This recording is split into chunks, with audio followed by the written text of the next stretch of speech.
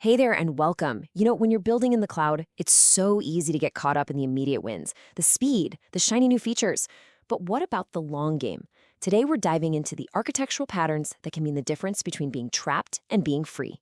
Let's get right into it. First things first, just a quick but really important heads up.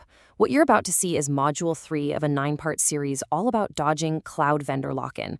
This is all based on some pretty deep research from Virtualization Options LLC, and it's meant to provide general principles. So please remember, this isn't legal advice and it comes with no warranty. You should always work with qualified legal counsel for your specific situation.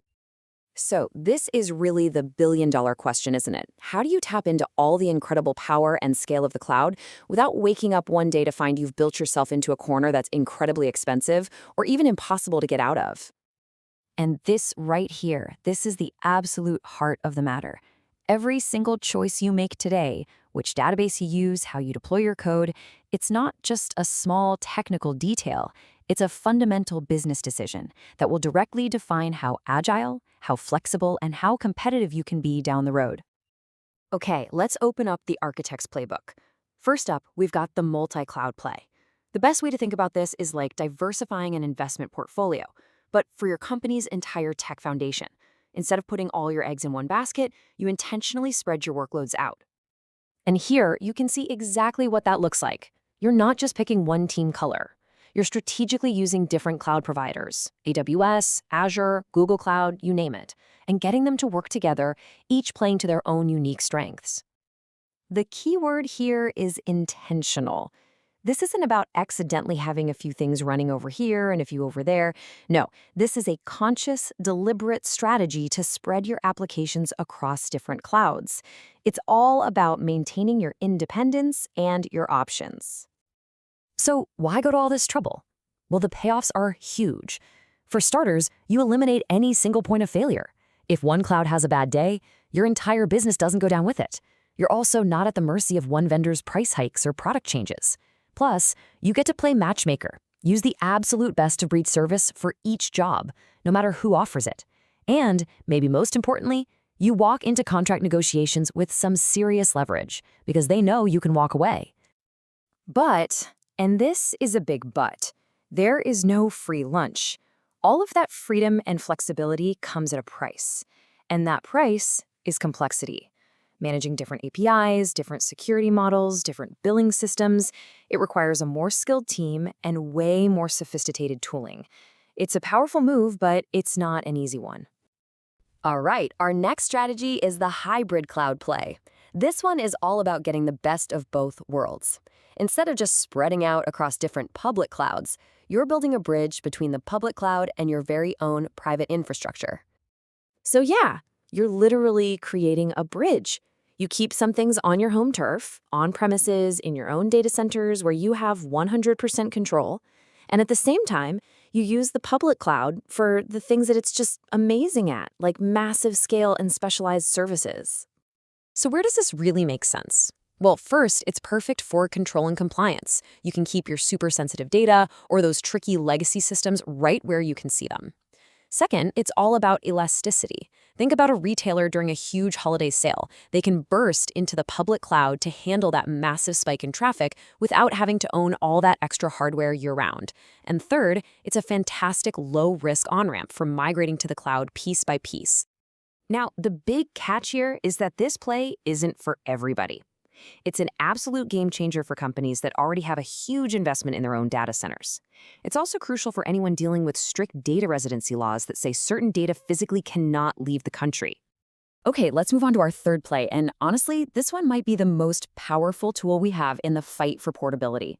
We're talking about containerization, often orchestrated by Kubernetes.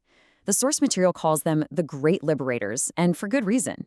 The idea here is actually pretty simple, but it's revolutionary. Think of a container like a universal shipping container. You pack your application and everything it needs to run right inside that box. Then, a system like Kubernetes acts as the global logistics network, making sure that box can be delivered and run perfectly identically, anywhere, on AWS, on Azure, in your basement. The environment just doesn't matter anymore. This is the magic right here. By creating these standardized, self-sufficient packages, you effectively make the underlying infrastructure irrelevant. Your application doesn't know and doesn't care if it's running on Amazon's metal or your own. And Kubernetes has become the de facto standard, the universal remote control for managing all of these containers, no matter where they are. This approach gives you what we can call 4 essential freedoms. First, you get standardized packaging. Your app runs the same everywhere, period. Second, you get cloud-agnostic orchestration with Kubernetes. Third, you can finally escape that sneaky platform-as-a-service lock-in, where a vendor ties you to their specific way of doing things. And fourth, you get to tap into a massive, vibrant open-source ecosystem of tools that works everywhere. But here is the official warning label. Even when you're using an open standard like Kubernetes, the cloud providers will try to lure you back in with their own special proprietary features. To keep your freedom, you have to be disciplined. You have to consciously stick to the standard, open APIs, and resist those shiny vendor-specific shortcuts. And that brings us to our final play in the book, the serverless approach. Now, this is the absolute pinnacle of convenience. The provider handles everything. But as we're about to see, that convenience can come with a very, very high price. This is the core tension of the serverless world. On one hand, it feels like magic. You just write your code, upload it, and it just runs. The provider does all the heavy lifting.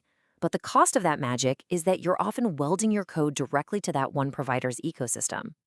Let's just stare this dilemma right in the face. The convenience is off the charts. You only think about code, and you only pay for the split second it runs. But the portability risk is just as extreme. Your code becomes deeply tangled up with that provider's specific way of triggering events, their unique APIs, their special tooling. An AWS Lambda function is a completely different beast from an Azure function. They are not interchangeable. Which naturally leads to the question, is there any way to have your cake and eat it too? Can you actually get that amazing serverless convenience without completely signing away your future flexibility? And the answer, thankfully, is yes, if you're smart about it.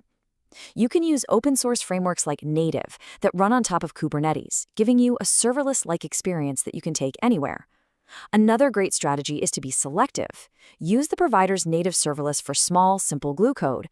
But, and this is key, keep your core business logic safe inside a portable container.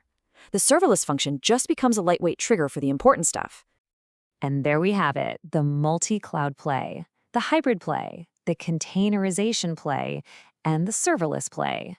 4 distinct, powerful strategies, each with their own set of pros and cons.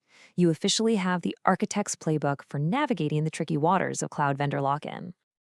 So the plays are all on the table. The strategies are clear.